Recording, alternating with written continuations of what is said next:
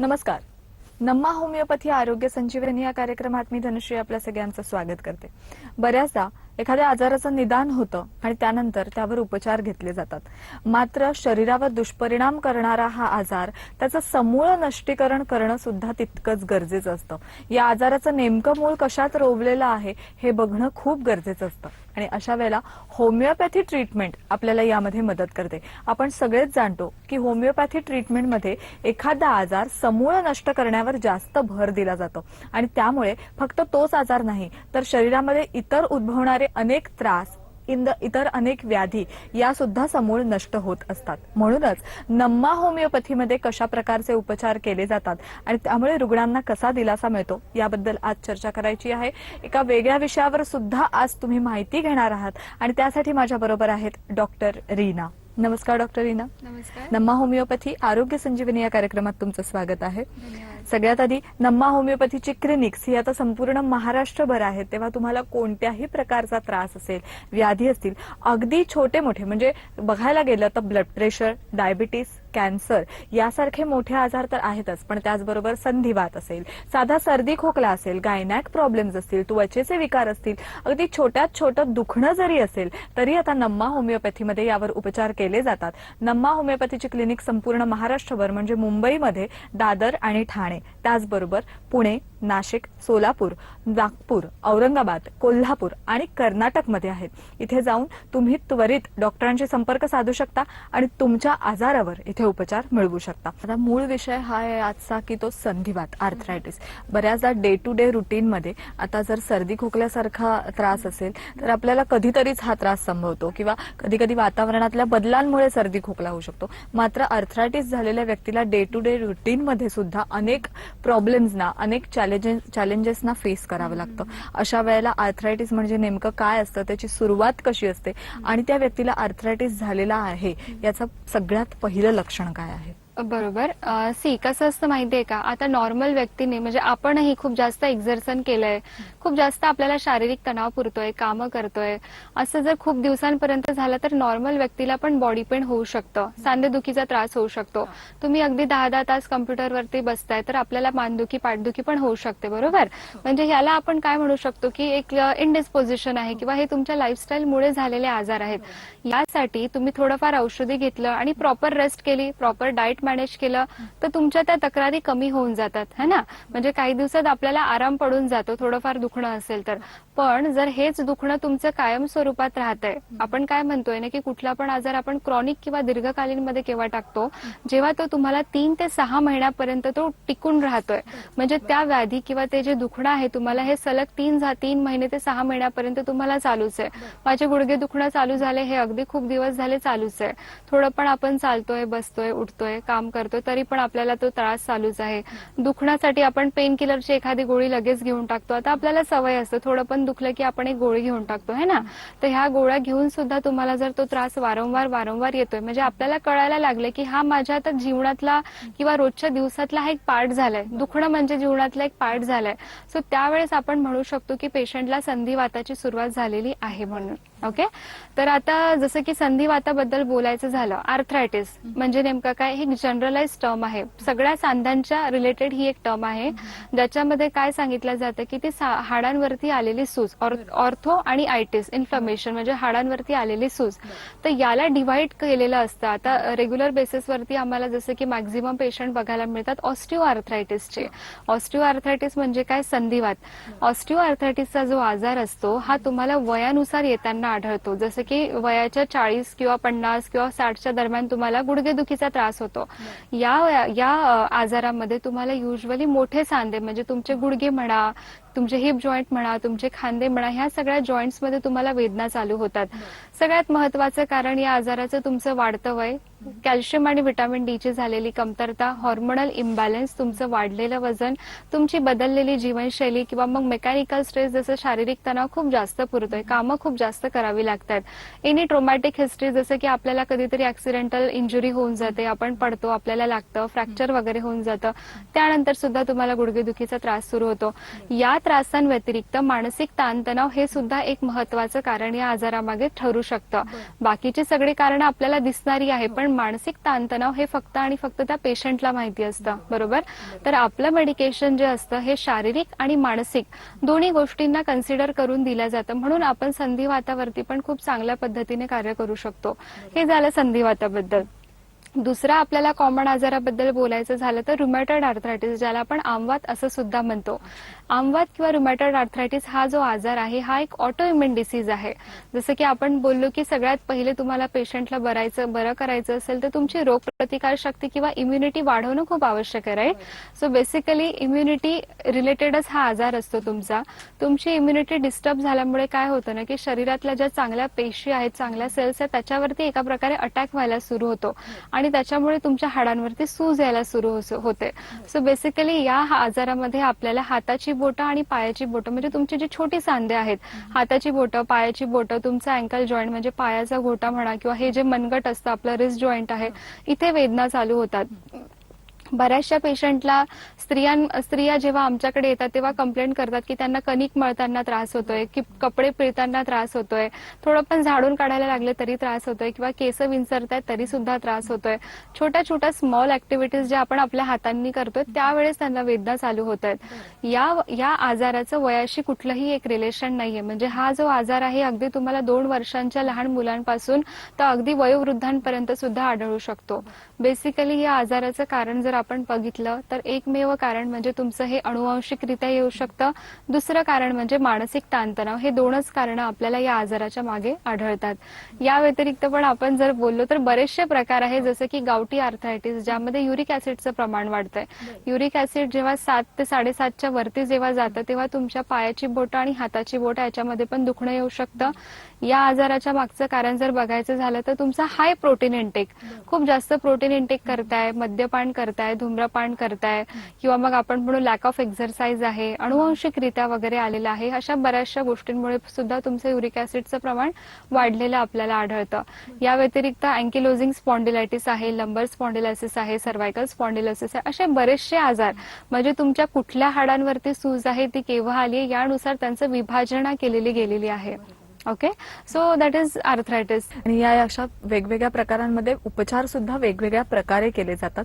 ते उपचार कशा पद्धतीने केले जातात आणि संधिवाताबद्दल अजून आपल्याला बरंच जाणून घ्यायचं आहे, पण एका छोट्याशा ब्रेक नंतर. नम्मा होमिओपॅथी आरोग्य संजीवनी या कार्यक्रमात इथे एक छोटासा ब्रेक घेऊन आम्ही लगेच येतोय. पाहत रहा नम्मा होमिओपॅथी आरोग्य संजीवनी. नम्मा होमिओपॅथी आरोग्य संजीवनी.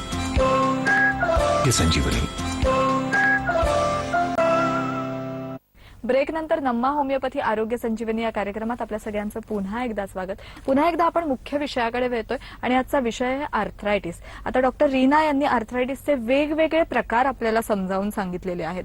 अनेकदा काय होतं की पेशंट्सना सुरुवातीला आपला आर्थरायटिस हा कोणत्या प्रकारात मोडतोय हे कळत नाही. साधारण थंडी वाढल्यानंतर हाताची बोटं आखडणं म्हणा, किंवा तुम्ही जसं म्हणालात दैनंदिन जीवनात छोट्या छोट्या गोष्टी न करता येणं, यामुळे मानसिक ताणतणाव तर त्यांचा वाढतच असतो. मात्र या सगळ्याबरोबरच त्यांनी काय काळजी घेतली पाहिजे, कारण सुरुवातीला जसं तुम्ही म्हणालात ही सांधेदुखी सुद्धा असू शकते आणि चुकीच्या पद्धतीने आर्थरायटिसची जर औषधं घेतली तर त्याचेही दुष्परिणाम होऊ शकतात. मग अशा वेळेला काय काळजी घेणं डॉक्टरांनी सुद्धा आणि रुग्णांनी सुद्धा? नक्कीच सांधेदुखीमध्ये जसं की आपण बघतो की बरेचसे प्रकार आपल्याला आढळतात आणि त्याचनुसार डाएट आणि मॅनेजमेंटचा प्रकार येतो. बेसिकली आपण आपल्या नम्मा होमिओपॅथिक क्लिनिक्समध्ये कुठल्याही प्रकारचे डायटरी रिस्ट्रिक्शन जास्तीत जास्त पेशंटला सांगत नाही. जसं की आपला एक कन्सेप्ट आहे, आपण पेशंटच्या अगदी खाण्यापिण्यामधून 10 ते 15 गोष्टी कमी करतोय आणि मग पेशंटला बरं करतोय, पण न्यूट्रिशनल डेफिशियन्सीज पण कुठेतरी येऊ शकतात, राईट. सो आमचं असं एक मत आहे की पेशंटला सर्व काही खाऊन सुद्धा त्याचा आजार बरा होणं हे खूप जास्त गरजेचं आहे आणि तोच आमचा एक मेन फोकस असतो. पण तरी सुद्धा जे काही हाडं वगैरे तुमचा दुखण्याचा प्रकार आहे त्यासाठी आपल्याला वेगळ्या वेगळ्या एक्झरसाइजेस म्हणा, स्ट्रेचिंग एक्झरसाइज करणं फार आवश्यक आहे. जसं की आपण बघतो कुठलं पण जेव्हा हाड दुखायला सुरू होतं ना, हाड तर दुखतंय, हाड तर ठिसूळ झालंय तुमचं, पण त्याच्यावरती मस्क्युलर अटॅचमेंट सुद्धा असतात. या मसल्समध्ये सुद्धा एक वीकनेस यायला लागतो किंवा स्टीफनेस यायला लागतो, कडकपणा यायला लागतो आणि त्याच्यामुळे तुमच्या ज्या फ्लेक्झिबल मुवमेंट आहे, ह्या ज्या फ्लेक्झिबल मुवमेंट आहेत ह्या होऊ शकत नाही. सो यासाठी आपण हीट ऍप्लिकेशन थेरपी सुद्धा वापरू शकतो, जी तुमच्या मसल्सला खूप रिलॅक्स ठेवण्यासाठी मदत करू शकते आणि तुमच्या वेदनांना पण कमी करू शकते. हीट ऍप्लिकेशन थेरपीसाठी तुम्ही हीट बॅग्स मिळतात किंवा हॉट वॉटर बॅग्स वगैरे मिळतात. अशा बऱ्याचशा गोष्टी की जे तुमच्या मस्क्युलर रिलॅक्सेशनसाठी तुम्हाला मदत करेल. पण त्यासाठी तुम्ही एक महत्वाची काळजी घ्यायची आहे, जेव्हा पण तुम्ही हीट थेरपी वगैरे यूज करताय तर तुमच्या जॉईंट्सच्या मध्ये आणि हीट पॅडमध्ये तुम्ही एक छोटासा थीन कापड ठेवायला पाहिजे, जेणेकरून तुम्हाला एक्सेसिव्ह हीटमुळे तुमच्या त्वचेला कुठल्याही प्रकारच्या इजा व्हायला नको. ओके. सेकंड थिंग, आपण कोल्ड थेरपी पण वापरू शकतो. जे पण काही डीप पेन आहे, म्हणजे खूप अतिशय वेदना आहेत, तर त्या पेनला नमनेस आणण्यासाठी सुद्धा आपण एक कोल्ड थेरपीचा वापर खूप चांगल्या पद्धतीने करू शकतो. आईस थेरपी वगैरे पण त्याला आपण म्हणू शकतो. हे पण तुमच्या मसल्समध्ये जे पण काही पेन असतं ते कमी करण्यासाठी नक्कीच तुम्हाला हेल्पफुल राहील. त्यानंतर आपण ओमेगा-3 फॅटी फूड किंवा फॅटी ऍसिड जे असतं टुना फिश मध्ये किंवा फिश लिव्हर ऑइल्स मध्ये आपल्याला हे कंटेंट खूप जास्त बघायला मिळतं, जे तुमच्या हाडांसाठी, हाडांच्या वरच्या मसल्ससाठी, लिगामेंटसाठी, कार्टिलेजेससाठी सगळ्यांसाठी खूप जास्त बेनिफिशियल आहे. तुम्ही त्याचा पण इंटेक वाढवू शकता. या व्यतिरिक्त कॅल्शियम रिच फूड, जसं की आपण म्हणतो की दुधामध्ये आपल्याला कॅल्शियम मिळतंय, तर आपण दूध जास्तीत जास्त घेणं फार आवश्यक आहे. अंडी जर तुम्ही घेताय तर अंडी मधला जो एक अल्ब्युमिनचा पार्ट आहे, व्हाईट पार्ट असतो, तो सुद्धा आपण प्रिफर करू शकतो खाण्यामध्ये. या व्यतिरिक्त सोयाबीन पण हे खूप हाय प्रोटीन कंटेंट आहे, जे तुमच्या हाडांना खूप जास्त महत्वाचं ठरू शकतं. या व्यतिरिक्त ग्रीन लिफी व्हेजिटेबल्स तुम्ही तुमच्या दैनंदिन आहारामध्ये पण, म्हणजे डेलीमध्ये 4 ते 5 ग्रीन व्हेजिटेबल्स इन्क्लूड करू शकता. चपातीमध्ये तुम्ही वापरू शकता, तुम्ही कोरडी भाजी बनवू शकता, किंवा तुम्ही तुमच्या आहारामध्ये ग्रीन व्हेजिटेबल्सचा समावेश असणं हे फार आवश्यक आहे. बरोबर. जर तुम्ही आज ग्रीन व्हेजिटेबल्स 4 ते 5 प्रमाणात घेताय तर दुसऱ्या दिवशी तुम्ही 4 ते 5 फळं सुद्धा घ्यायला पाहिजे. असं अल्टरनेट तुम्ही जर कॉम्बिनेशन केलं तर तुमच्या न्यूट्रिशनल डेफिशियन्सीज ह्या खूप लवकरात लवकर भरून येऊ शकतात. या व्यतिरिक्त तुम्हाला ड्रायफ्रुट्स वगैरे जे असतील ते पण सध्या म्हणजे खूप जास्त चांगला एक सोर्स आपण समजू शकतो. या व्यतिरिक्त तुम्हाला योगासन आणि प्राणायाम हे सुद्धा खूप उत्तम दर्जाचं एक एक्सरसाइज ठरू शकतं. जसं की आपण बघतो की वेगळ्या वेगळ्या हाडांच्या नुसार, वेगळ्या वेगळ्या दुखण्यानुसार तुम्हाला तिथे एक्सरसाइजेस त्याला मदत करतील. पण यासोबत सोबत अनुलोम किंवा विलोम म्हणा, प्राणायाम म्हणा, ह्या सगळ्या गोष्टी तुम्हाला तेवढ्याच महत्वाच्या आहेत. स्ट्रेचिंग एक्सरसाइज करणं फार आवश्यक आहे. ते तुमच्या मसल्सला रिलॅक्स ठेवण्याचं काम करतील. आणि जास्तीत जास्त तुम्ही काळजी घ्या की जर तुम्हाला सांधेदुखीचा त्रास आहे तर तुम्ही एका जागेवरती बसून राहू नका. तुमच्या हाडांमध्ये ही फ्लेक्झिबल मुवमेंट असायलाच पाहिजे. एखादी गोष्ट जेव्हा आपण वापरणं बंद करतो ना, तर तेवढीच ती स्टीफ होत जाते किंवा कडक होत जाते. त्याच्यामध्ये तेवढी फ्लेक्झिबिलिटी राहत नाही. सो तुमच्या मुवमेंट्स ह्या सगळ्यात जास्त महत्वाच्या आहेत. तुमचं डेलीचं वॉक असणं फार आवश्यक आहे. 30 मिनिट, 40 मिनिट, 45 मिनिट जेवढं तुम्हाला जमेल. आता आपण अगदी खूप जास्त सांधे दुखतात आणि आपण लगेच असं नाही सांगू शकत की तुम्ही अर्धा तास, 1 तास वॉक करा. हळूहळू चालू करा, पण नक्की चालू करा, ज्याच्यामुळे तुमचे मसल्स रिलॅक्स होऊन तुमच्या हाडांना मजबूती देण्याचं काम करू शकतील. या व्यतिरिक्त तुम्ही खूप जास्त चांगल्या प्रमाणात प्लेंटी ऑफ वॉटर जे म्हणतो आपण, जेवढं तुम्ही बॉडीला हायड्रेट ठेवणार तेवढी तुमची डायजेशन सिस्टीम चांगली होईल. आपले जे पण काही आजार असतात ना, हे आपल्या अन्न पचन किंवा आपल्या पचन संस्थेतूनच निगडीत असतात. तुम्ही जेवढं व्यवस्थित खाल्लेल्या गोष्टी, आपण कित्येकदा ऐकतो की आम्ही इतकं खातोय, एवढं डाएट करतोय, पण ते आमच्या अंगाला लागत नाहीये. सो हे अंगाला लागणं म्हणजे काय असतं? तुम्ही व्यवस्थित खाल्ल्यानंतर ते प्रॉपर डायजेस्ट झालं पाहिजे. बरोबर. डायजेस्ट झाल्यानंतर त्याच्यामधले जे काही न्यूट्रिएंट कंटेंट आहेत हे सगळे रक्तामध्ये ओढून घेता आले पाहिजे. त्याला आपण असिम्युलेशन किंवा शोषण क्रिया असं म्हणतो. सो होमिओपॅथिक उपचार पद्धती या असिम्युलेशन वरती काम करतं. नॉर्मल किंवा नैसर्गिक पद्धतीने तुम्ही जे पण काही कॅल्शियम रिच फूड खाताय ना, हे नैसर्गिक कॅल्शियम आपल्याला हाडांपर्यंत पोहोचवायचं आहे. आपल्या क्लिनिक्समध्ये कुठल्याही प्रकारचे आपण कॅल्शियम सप्लिमेंटेशन देत नाही. Pain killer, calcium supplementation, steroid किंवा हॉर्मोन्सच्या गोळ्या अशा प्रकारचा प्रकार नाही आपल्याकडे. म्हणून आपण 0% साईड इफेक्टची गॅरंटी देऊ शकतो. सो बेसिकली आपलं काम काय असणार? तुमच्या पचन क्रियेला खूप मजबूत करणे, तुमची शोषण क्रिया खूप चांगली करणे. आता रक्तामध्ये सगळे न्यूट्रिएंट्स तर ओढून घेतलेत आपण, चांगल्या प्रकारे त्याचं पचन पण झालेलं आहे, पण सर्क्युलेशन इम्प्रूव्ह करणं पण तेवढंच गरजेचं आहे. तो रक्तप्रवाह त्या सांध्यांपर्यंत जाऊन ते योग्य ठिकाणी ते न्यूट्रिएंट्सचा सप्लाय व्हावा. तर अशा प्रकारे एक साखळी पद्धतीने आपल्याला हे काम करायचं असतं. अशा बऱ्याचशा गोष्टी असतात. सगळ्यात महत्वाचं तुमचा व्यायाम, एक्सरसाइज, तुमचं खाणं पिणं, तुमच्या आजूबाजूचं वातावरण, तुमचं वेट मॅनेजमेंट सर्वात महत्वाचं. वेट जेवढं जास्त असणार, गुडघ्यांवरती लोड तेवढा वाढणार. गुडघेदुखीचा त्रास तुमचा लवकरात लवकर चालू होऊ शकतो. या व्यतिरिक्त तुम्ही मेडिटेशन वगैरे पण करू शकता. बरोबर. आणि हे कशासाठी? कारण की आपलं स्ट्रेसफुल लाईफ आहे. तुम्हाला मानसिकरित्या रिलॅक्स राहणं पण तेवढंच आवश्यक आहे. आपण पेशंटला फक्त फिजिकली ट्रीट करतोय, पण पेशंट मेंटली मेंटली डिस्टर्ब आहे असं चालत नाही. ऍट द सेम टाइम तुमची मेंटल हेल्थ आणि तुमची फिजिकल हेल्थ या दोघांना पण जेव्हा आपण सेम रेशोमध्ये किंवा समतोल पद्धतीने सांभाळू तेव्हाच पेशंटचा आजार आपण समूळ नष्ट करण्यासाठी मदत करू शकतो. आपल्याला पुन्हा एकदा पुण्यावरनं एक कॉल येतोय. अजित, हा अजित बोला. मला सोरियासिस आणि आर्थरायटिसचा त्रास आहे गेले 4-5 वर्षापासून. तर माझ्या सोरियासिसचे जे पॅचेस आहे ते तर बऱ्यापैकी कमी झालं आहे, पण सांधेदुखीचा त्रास मुळे मला खूप त्रास होत आहे. जसं की तुम्ही सांगितलं की तुम्हाला सुरुवातीला सोरियासिसचा त्रास होता.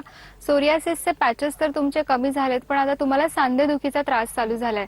तर हे कदाचित तुमचं सोरियाटिक आर्थरायटिसचं लक्षण असू शकतं. सो नक्कीच तुम्ही आता पुण्यावरून बोलताय, तर पुण्यामध्ये डेक्कनला आमची नम्मा होमिओपॅथीची ब्रांच आहे. तुम्ही तिथे लवकरात लवकर व्हिजिट करा. तुमची योग्य तपासणी करून योग्य केस टेकिंग घेऊन आम्ही तुम्हाला लवकरात लवकर मेडिकेशन देऊन तुमच्या दुखण्यांवरती आपण आरामदायक एक रिझल्ट देऊ शकतो. सर, सोरियाटिक आर्थरायटिसचा जो प्रकार असतो ना, कसं आहे की हा एक ऑटोइम्युन डिसीज आहे. तुम्ही बरेचसे औषधी वगैरे घेताय, क्रीम लावताय, मलम लावताय, सोरियासिसचे पॅचेस कमी होत आहेत, पण तो आजार समूळ नष्ट झालेला नाहीये अजून पण. सो नक्कीच तुम्ही आमच्या डेक्कन ब्रांचला व्हिजिट करा, जेणेकरून आम्ही तुम्हाला लवकरात लवकर तपासून योग्य ती ट्रीटमेंट देऊ शकतो. बरोबर आहे. जसं तुम्ही म्हणालात की हाडांची ठिसूळता असो किंवा मग सांध्यांमध्ये जी स्निग्धता कमी झालेली आहे, अशामुळे संधिवात किंवा आर्थरायटिस सारखा आजार उद्भवू शकतो. याचबरोबर अनेक अनुभव तुमच्या गाठीशी आहेत. अनेक वर्ष तुम्ही नम्मा होमिओपॅथीशी जोडल्या गेलेल्या आहात आणि त्या माध्यमातून तुम्ही अनेक रुग्णांवर यशस्वी उपचार सुद्धा केलेले आहेत. तर असे काही अनुभव आहेत का जे आपल्या प्रेक्षकांबरोबर तुम्ही शेअर करू शकता? संधिवाताचा असा काही अनुभव? नक्कीच. आता गेले 8 ते 10 महिन्या आधीचीच केस आहे. अगदी 4 वर्षाचा लहान मुलगा आहे तो. त्याला वयाच्या 2ऱ्या वर्षापासूनच रुमॅटॉइड आर्थरायटिसची सुरुवात झाली. जसं की आपण बोललो की रुमॅटॉइड आर्थरायटिस हा एक ऑटोइम्युन डिसऑर्डर आहे, राईट? तर हे अनुवांशिकरित्या पण येऊ शकतं. आता खूप लहान आहे तो, त्याची ग्रोथ पण स्टंटेड आहे. सो जेव्हा तो म्हणजे चालायला लागला किंवा चालण्याचा त्याने प्रयत्न केला, रांगायला लागला, तेव्हा त्याच्या हाडांमध्ये तेवढी मजबूती नव्हती. जेव्हा पण उठायचा खाली पडून जायचा, चालायला लागायचा, रांगायला लागायचा, गुडघ्यावरती रडायला लागायचा. ही सगळी हिस्ट्री मला त्याच्या आईने दिली आहे. सो कसं होतं ना की जेव्हा तो आपल्या क्लिनिकमध्ये आला, जेव्हा आम्ही त्याचं प्रॉपर बघितलं की काय कारण आहे या आजाराचं किंवा काय काय झालंय, पूर्ण पायाच्या घोटांवरती सूज, तुमच्या मनगटांवरती सूज, अगदी छोटासा मुलगा होता. त्याला बघून हे आजार आपल्याला मॅच करता पण नाहीत की एवढ्या कमी वयामध्ये सांधेदुखीचा त्रास झाला, राईट? तर पेशंटला ऑलरेडी खूप सारे स्टिरॉइडल मेडिकेशन चालू होते किंवा मग त्याला सगळ्या गोष्टी चालू असून सुद्धा त्याच्या हाडांचं जे सूजचं प्रमाण होतं हे काही कमी होत नव्हतं. आपला टीव्ही शो बघून किंवा नम्मा होमिओपॅथीचा कार्यक्रम बघूनच त्यांनी आपल्याकडे येण्याचा प्रयत्न केला. खूप चांगल्या पद्धतीने आम्ही त्यांचे काउन्सिलिंग केलं की कारण की कसं असतं ना, एवढ्या लहान वयामध्ये जर आजार होतोय, पेशंटला तर नाही कळत, पण त्यांच्या आई वडिलांची मनस्थिती सांभाळणं हे तेवढंच महत्वाचं असतं. सो काउन्सिलिंगचा जो पार्ट असतो हा पेशंटला तर करायचंच आहे आपल्याला, नो डाऊट, पण ऍट द सेम टाइम पेशंटच्या सोबतचे जे रिलेटिव्ह असतात, त्यांना सांभाळणारे जे लोक असतात, त्यांच्याकडेही आपल्याला लक्ष देणं फार गरजेचं असतं. सो त्यावेळेस त्यांची पूर्ण केस टेकिंग वगैरे आपण घेतली आहे. पेशंट सुरुवातीला जेव्हा आपल्याकडे आला तेव्हा हाडांवरती सूज तर होतेच, दुखण्याचं प्रमाण पण होतं, पण सोबत पेशंटला भूक लागत नाही, युरिन आणि मोशन व्यवस्थित होत नाही किंवा चिडचिडेपणा खूप जास्त करतो. हे काय असतात ना, हे फिजिकल जनरल असतात. आता आपण जेव्हा औषधी देतो कमीत कमी 2 किंवा 3 महिन्यामध्ये त्याला फरक तर पडला. मी असं नाही म्हणत आहे की त्यांचं 3 महिन्यामध्ये अगदी हाडांची सूज कमी झाली आहे, बट डेफिनेटली पेशंटला इम्प्रुव्हमेंट आली. जसं की त्याचं दुखण्याचं प्रमाण कमी झालंय, पेशंट हॅपी राहायला लागलाय, त्याची एनर्जी लेवल वाढायला लागली आहे, घरच्यांसोबत तो खूप जास्त चांगल्या प्रकारे मिक्सअप व्हायला लागलाय, स्वतःहून जेवण वगैरे मागतोय, खायला प्यायला त्याला आवडतंय, आणि झोपण्याचं प्रमाण, युरिन मोशनचं प्रमाण, ह्या सगळ्या गोष्टी ज्या आहेत, लगेच त्यांचा आजार कमी होणार नाही, पण पेशंट तेवढाच मानसिकरित्या आणि शारीरिकदृष्ट्या हेल्दी असणं फार आवश्यक आहे, बरोबर? म्हणून तुमचा जो पर्टिक्युलर डिसीज आहे, जसं की आता तुमच्या हाडांवरची सूज कमी नाही झाली म्हणजे आपण बरं नाही झालो असं नसतं. ऍट द सेम टाइम पेशंटचे बाकीचे क्रायटेरिया सुद्धा तेवढेच चांगल्या प्रकारे मॅचअप व्हायला पाहिजे.